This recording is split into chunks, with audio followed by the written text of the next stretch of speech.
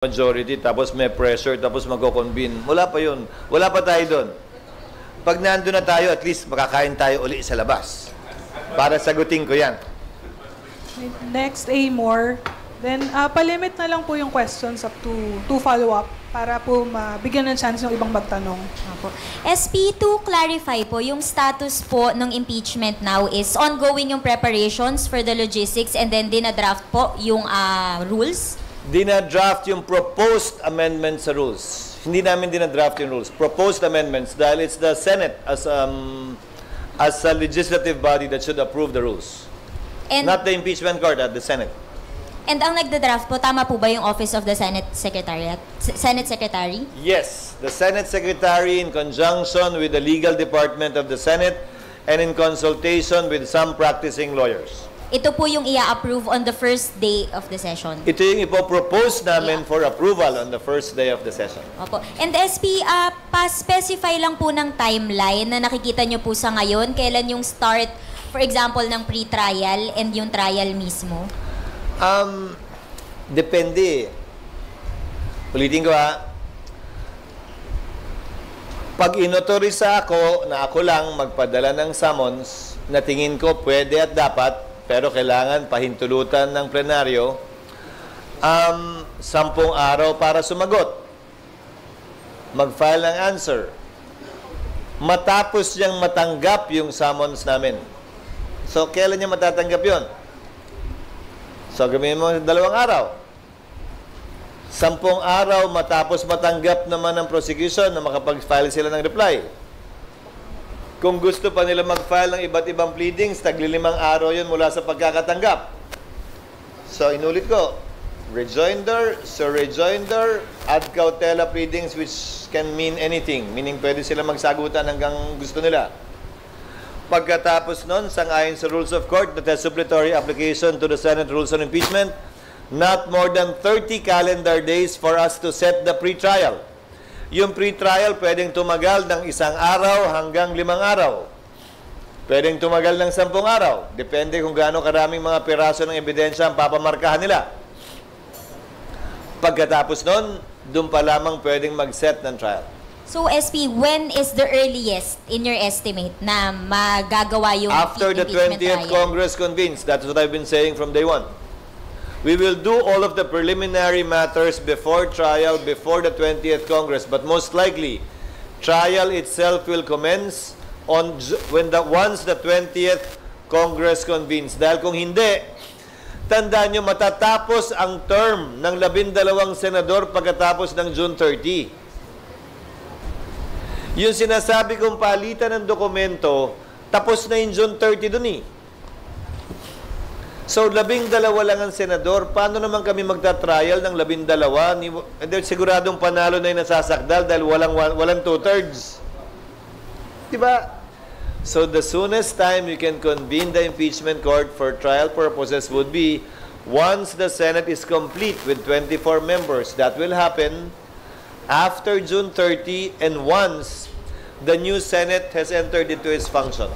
SP, last na po, yun lang pong sa SC petition, yung order po for the Senate to comment.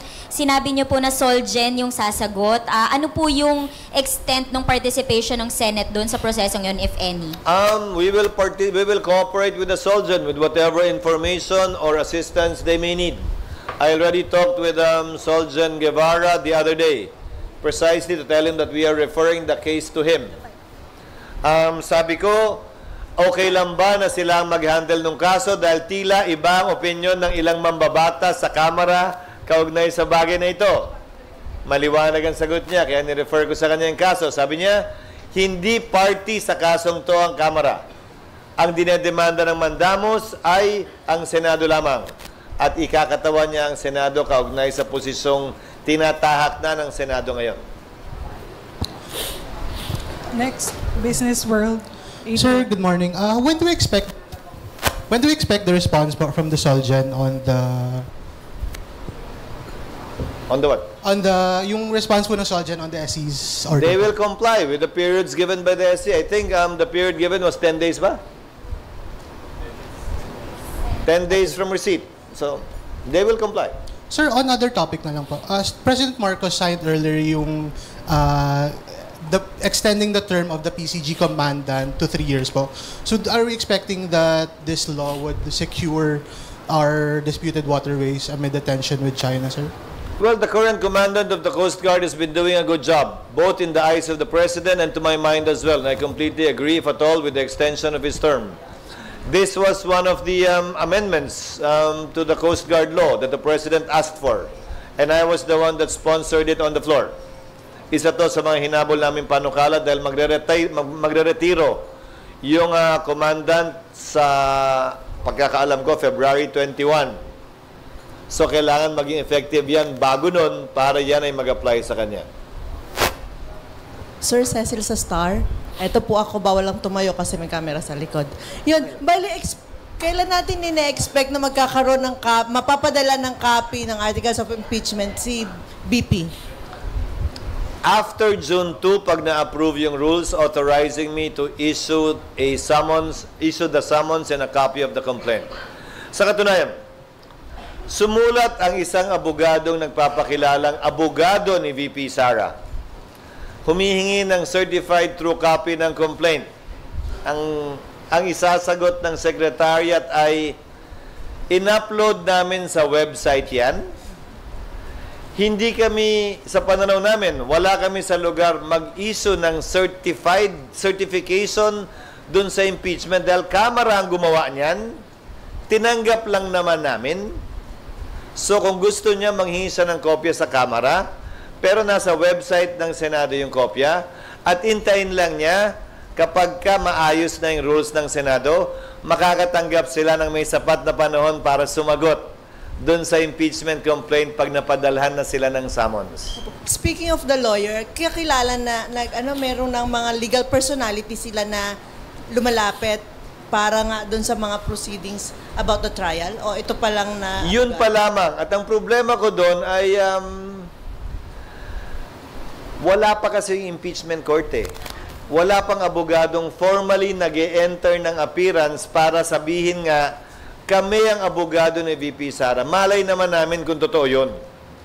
Hindi ko sinasabing nanloloko yung sumulat, pero malay namin kung totoo yun. Wala pa naman sa tamang proseso. Kailan po mag-start yung ganung tamang proseso, sir? Pag na-convene yung impeachment court.